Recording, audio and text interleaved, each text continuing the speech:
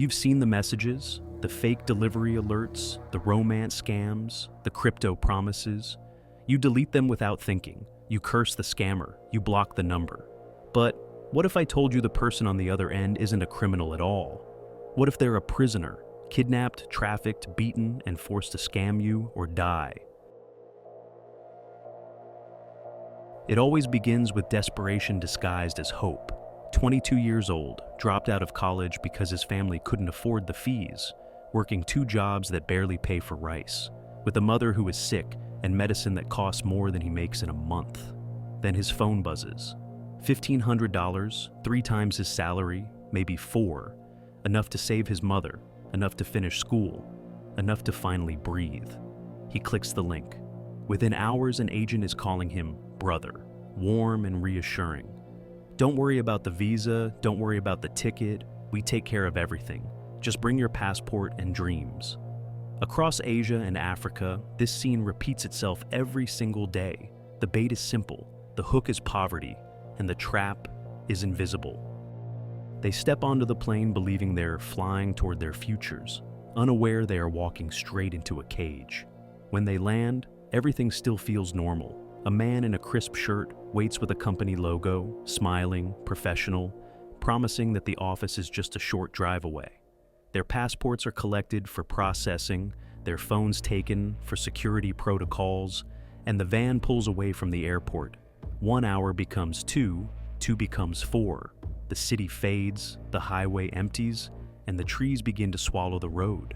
Somewhere along this journey, the border changes, but no one notices. The windows are too dark to see through, the road signs make no sense, and everyone keeps telling themselves that this is how overseas jobs work. By the time the excitement in the van turns into quiet unease, the guards are already waving them through without checking a single document. And by then, it's too late. The van turns off the main road. A high concrete wall rises ahead, barbed wire glinting in the sun, and the gate slams shut behind them with a heavy clang. Welcome to your new workplace.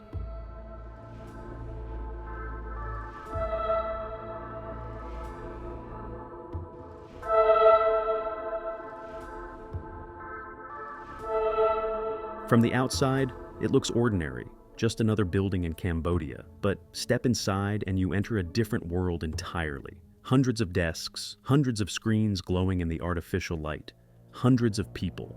They come from everywhere. Different countries, different languages, different dreams, but now they share the same reality: imprisonment. There are no chains here, no visible violence, but the fear in this room is louder than any scream could ever be. Phones locked in a vault, passports disappeared, freedom fading with every keystroke. Guards patrol silently, watching, listening, waiting for someone to break the rules, and the punishment for breaking the rules. Within 24 hours of arrival, the truth reveals itself. This was never about customer service. This is a scam factory, and you're not an employee, you're a tool. The training is brutal in its efficiency. They teach you how to become someone else entirely, how to lie so convincingly that even you start to believe it. Romance scams. You become Jessica from California or David from London, a successful trader looking for love. You learn exactly what to say to make someone fall for you, how to build trust over weeks, how to ask for money without seeming desperate, and how to disappear when the bank account runs dry. Delivery scams. You send millions of messages, fake FedEx alerts, fake USPS notifications. Your package is held. Click here to release. One click, one stolen identity, one ruined credit score. Repeat, repeat, repeat. And then there are the crypto scams, the most lucrative and the most devastating. You become an investment advisor. The trading app looks real, the charts look real, the profits look real, but it's all fake. Every number controlled by your bosses. And when the victim tries to withdraw their life savings, error, system down, account frozen, and their money already gone. Let me give you some numbers you won't forget. Hundreds of scam messages every minute, thousands of phone calls every hour, millions of dollars every single day. One compound, one building in the jungle, stealing enough in a month to fund a small country. And there aren't just one or two of these places. There are hundreds across Cambodia, Myanmar, Laos, and the Philippines, operating right now, this very second.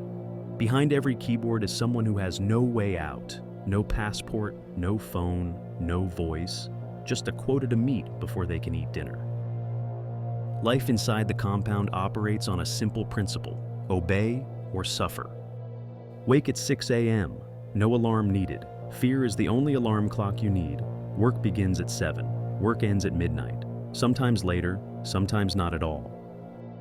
Quotas are everything. Scam 50 people today. Steal $10,000 this week. Make 100 phone calls before lunch. Miss your quota? Then you don't eat. The punishments vary. Sometimes it's standing for 12 hours straight, arms raised until you collapse. Sometimes it's days without food. Sometimes it's beatings in rooms where no one can hear you scream.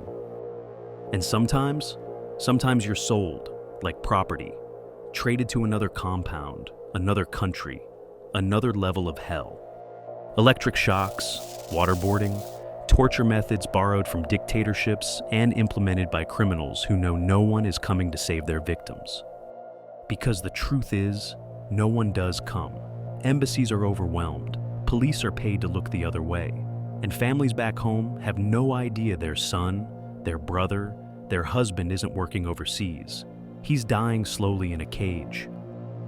Now you might be thinking, where does all that stolen money go?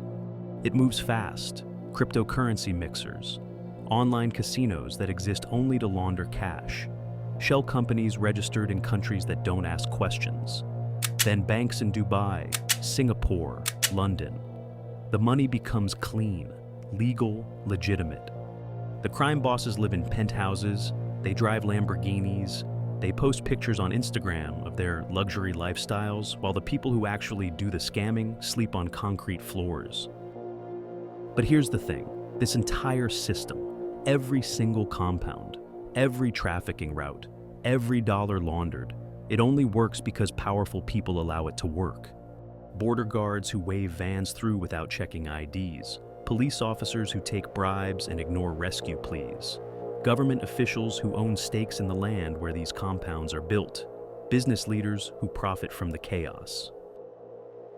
Without their cooperation, this stops tomorrow. But it doesn't stop, because corruption runs deeper than any prison wall. A few make it out, not many, but a few. One of them was Sophia. We had quotas, 400 people per day. Every message followed a script. Build trust, ask about their life, make them feel special. If they hesitate, send more photos, more lies, more love. They trained us to break hearts for money. Some bribe guards with money they don't have. Some contact NGOs through smuggled phones. Some scale walls topped with razor wire and run through jungles they don't know, praying they're running towards safety and not deeper into danger. International organizations work around the clock trying to rescue victims, but for every person saved, hundreds remain trapped, and worse, hundreds more are being trafficked in right now, today, this hour.